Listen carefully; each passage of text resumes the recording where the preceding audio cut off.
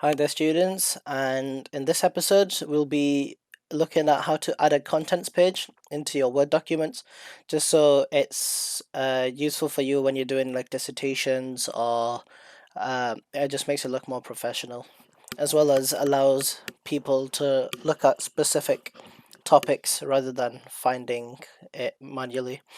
So, what we can do, I'm going to be using my action research.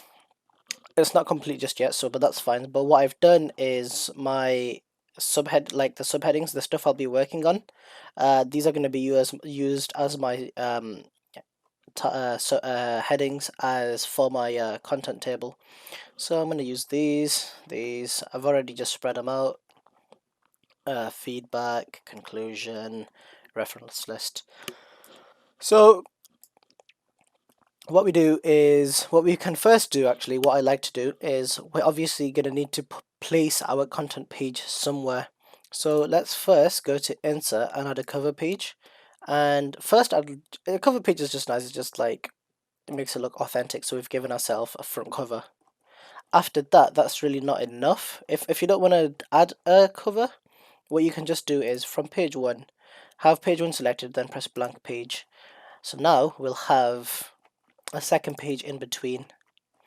Now what I also like to do is I like to double click on the header, then if we go to insert, footer, and add like page number, and then I like to add page numbers. Personally, I prefer on the bottom right, but this is personal preference. So once again, I have that selected, so now we have page numbers. So then what this does is when we have a contents page, we can actually see what page this is on. So now we leave this blank for now, and what we can do is we just highlight every single thing that we want to have on the tables of content. So I'm going to have introduction and have heading 1 selected like so. Let's see, will I need, yeah, so I'll do motivation, heading 1.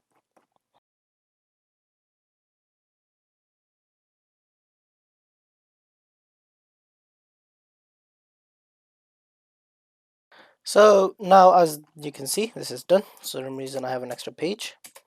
Oh, let's delete that. Pull this back up like so. Okay, and that's fine. So what I can do now is you see this blank page over here, like so.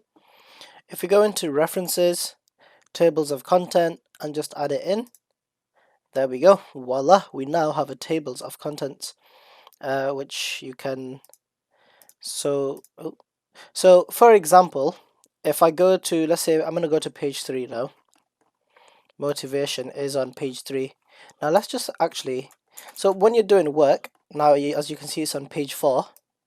If you go here on the top and press update table, I like to just normally press this because it's the numbers.